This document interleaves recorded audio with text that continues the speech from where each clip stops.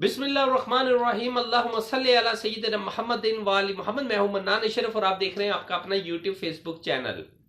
सबसे बड़ी खबर कि क्या जनरल आसिम मुनीर साहब के खिलाफ कोई खौफनाक साजिश जो है वो मंजर आम के ऊपर आई है, क्या हो रही थी या इसमें कौन कौन लोग इन्वॉल्व थे।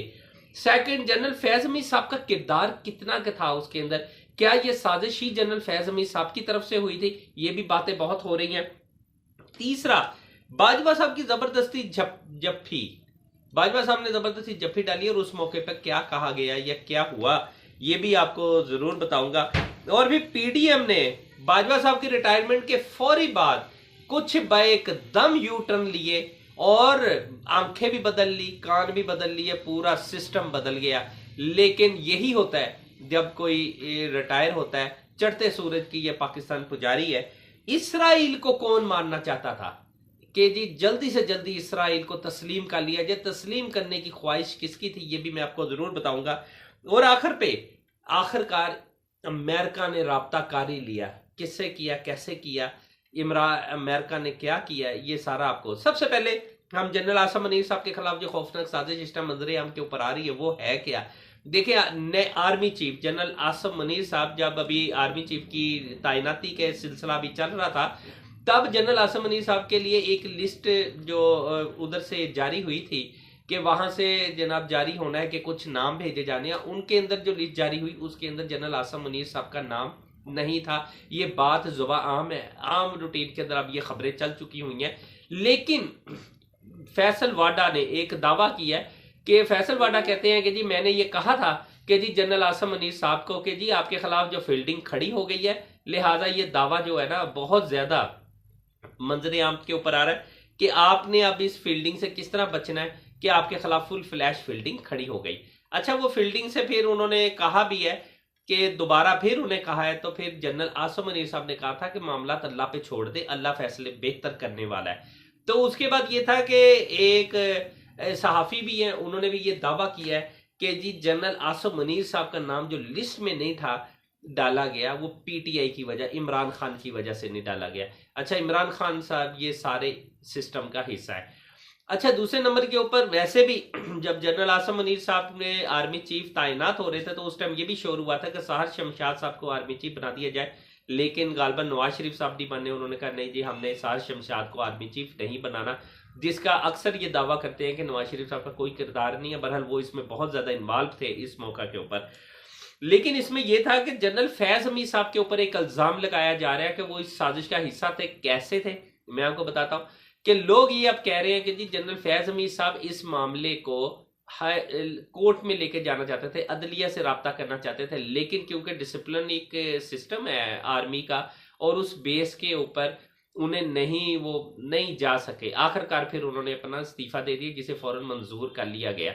ये काफी ज्यादा बातें जुबा आम है, जब आने वाले वक्त के अंदर इसके खिलाफ कोई किसी किस्म की तफ्तीश होगी तो शायद ये मामला जो है मंजर आम के ऊपर आ जाएंगे। लेकिन जब कोई रिटायर हो जाता है ना तो उसके बाद उसके बारे में बहुत सारी बातें जो है ना मंजर आम पे आना शुरू हो जाती हैं, लेकिन उससे पहले कोई नहीं करता।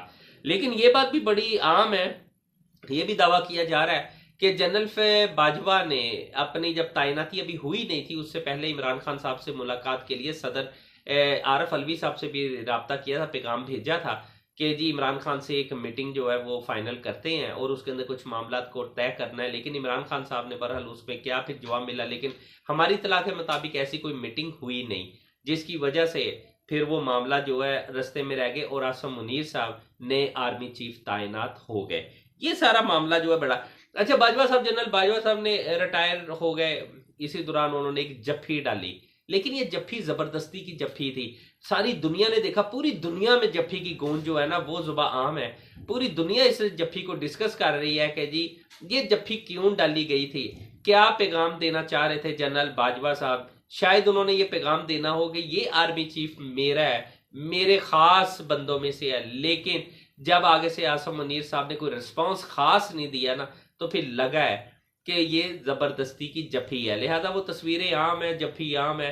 आप जरा उसे गौर करके देखें तो आपको बखूबी अंदाजा हो जाएगा कि आसिम मुनीर साहब बाकी आर्मी चीफ की निस्बत बहुत डिफरेंट है। वो अपनी लाइन को रखना जानते हैं, वो तय करना जानते हैं कि हमने गेट नंबर 4 को बंद करना है कि नहीं करना, लेकिन अभी तक जो है हालात जिस साइड के ऊपर जा रहे हैं, मुझे लग रहा है कि आसम मुनीर साहब क्योंकि अब आर्मी चीफ बन गए हैं, बहुत जल्द गेट नंबर 4 बंद हो जाएगा। इसलिए कि आसम मुनीर साहब ने लाजमी बात है बड़े बड़े ओहदों के अंदर अपने खास बंदों को भी लगाना ताकि काम कर सकेंगे। हर आर्मी चीफ अपनी टीम लेके आता है, लाजमी बात है ये भी मौजूदा आर्मी चीफ जो है टीम लेके आएंगे जिनके साथ वो इजी काम कर सके, इजी उनके एक दूसरे का माइंडसेट होता है ना, सिस्टम होता है, लिहाजा वो चल सकेगा। अच्छा, उसके बाद ये था कि बाजवा साहब अभी रिटायर हुए, जनरल बाजवा जैसे ही रिटायर हुए उसके बाद पीडीएम ने भी आंखें बदल ली। कल तक ताबेदारी में उनका कोई सानी नहीं होता था।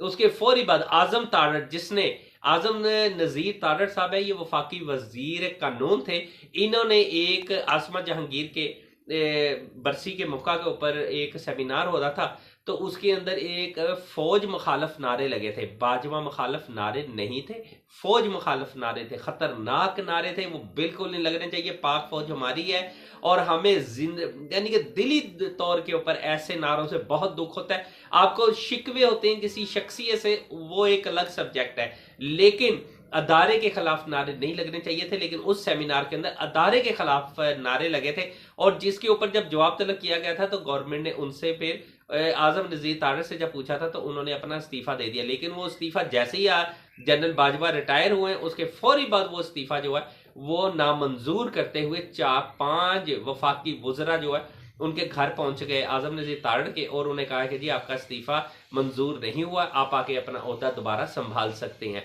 ये ज्यादती है, बहरहाल ऐसा होना नहीं चाहिए था।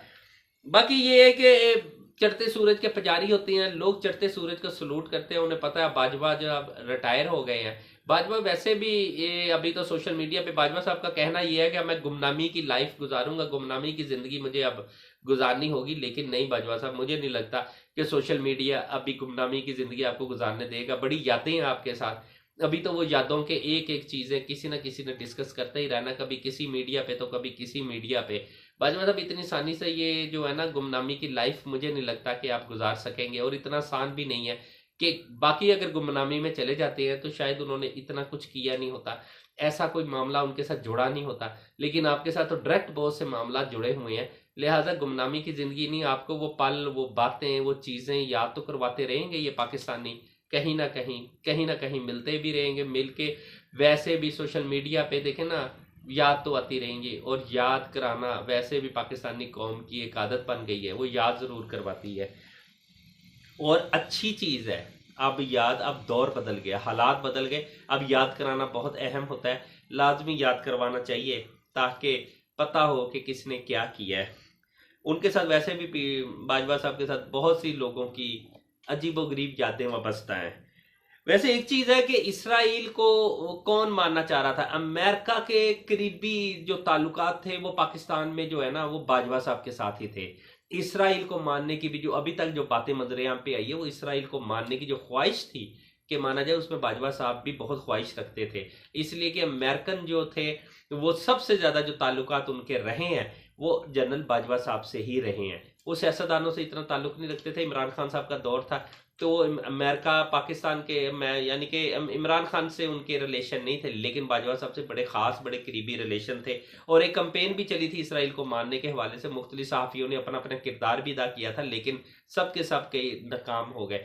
इसलिए कि इसराइल को पाकिस्तान में आपको बता दूं कि मानता क्यों नहीं मानता, इसलिए नहीं है कि हमारा एक मुतालबा है कि फ़लस्तीन को उसका राइट दिया जाए, उसका आईनी हक दिया जाए, फ़लस्तीन को पहले माना जाए, फ़लस्तीन पर जुल्म सितम ख़त्म किया जाए, तो इसराइल को मानने के लिए पूरे इस्लामी मुल्क, पूरी इस्लामी दुनिया तैयार है, खुसूसन पाकिस्तान। हम अपनी बात करेंगे, हम पाकिस्तानी हैं, तो लिहाजा पाकिस्तान ने तब मानना है जब वो फ़लस्तीन के अंदर जुल्म सितम ख़त्म कर देंगे, इसराइल को मान लिया जाएगा। ये कोई अनोखी बात नहीं है, लेकिन उसके लिए उन्हें अपना किबला दुरुस्त करना पड़ेगा।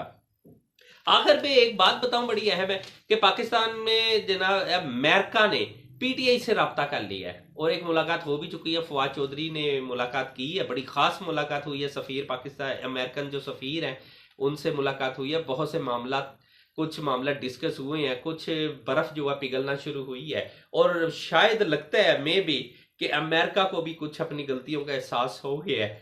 कि इसीलिए वो अब राब्ते में आए हैं। और ये क्योंकि अमेरिका का बड़ा मामला है, यहाँ इस खित्ते में बड़ा असर और सूख है। आप अमेरिका को या दीगर मुल्कों के असर सूख को खत्म नहीं कर सकते, लिहाजा बहुत से मामला के अंदर आपको उन्हें एतमाद में भी लेना होता है, और इलेक्शन के हवाले से भी उन्हें एतमाद में लेना पड़ेगा। इलेक्शन की तैयारी बिल्कुल कंप्लीट है, बड़ी तेजी के साथ इलेक्शन की तैयारी हो रही है। आज जो है मीटिंग भी हुई है पाकिस्तान ये जो मरकज की, उसके अंदर तमाम कैबिनेट को बुलाया गया था, जितने यानी कि सब सर जोड़ के बैठे हैं। वैसे भी जरदारी साहब की शहबाज शरीफ साहब से 2 दफा मुलाकात हो चुकी है एक हफ्ते के अंदर, वो भी इलेक्शन के हवाले से, तैयारियों के हवाले से सारा कुछ हो रहा है। ये बहुत ज्यादा अहम तरीन बातें हैं जो हो रही हैं। देखें कि इलेक्शन होना है, हर सूरत होना है, असम्बलियां टूटें या इस इस्तीफे आए, लेकिन एक चलते चलते आपको बात बता दूं कि फॉरवर्ड ब्लॉक बहुत तेजी के साथ मंजर आम पे आने वाला है, बहुत जल्द आने वाला है। फॉरवर्ड ब्लॉक बन चुका हुआ है, मरकज में भी बन चुका है, सूबे पंजाब में भी बन चुका हुआ है। लिहाजा अगर ये असम्बली तोड़ने के अंदर मतलब कोई रोड़े अटकाएंगे तो लाजमी बात है कि फिर फॉरवर्ड ब्लॉक अपना किरदार अदा करेगा। उन्हें टिकट चाहिए, मुझे लगता है कि शायद उन्हें टिकट मिल जाएगी, लेकिन फॉरवर्ड ब्लॉक के साथ कुछ मुज़ाकरात थे, वो काफी हद तक मेरे इल्म के मुताबिक वो तकरीबन कंप्लीट हो गए हैं। मरकज में भी फॉरवर्ड ब्लॉक बन चुका हुआ है, सूबे में भी फॉरवर्ड ब्लॉक बन चुका है। अब इलेक्शन ही की होनी है तैयारी, और मार्च अप्रैल तकरीबन, अगर रमजान मुबारक से या पहले इलेक्शन हो जाएंगे या रमजान मुबारक के फौरी बाद इलेक्शन है, इलेक्शन की तैयारी बिल्कुल चल रही है। बहरहाल बाकी मजीद जो अपडेट आती है इंशाल्लाह ताला आपसे शेयर करते हैं। मनाने शर को इजाजत दीजिए, अपना अपने चैनल का बहुत ख्याल रखिएगा। अल्लाह हाफिज।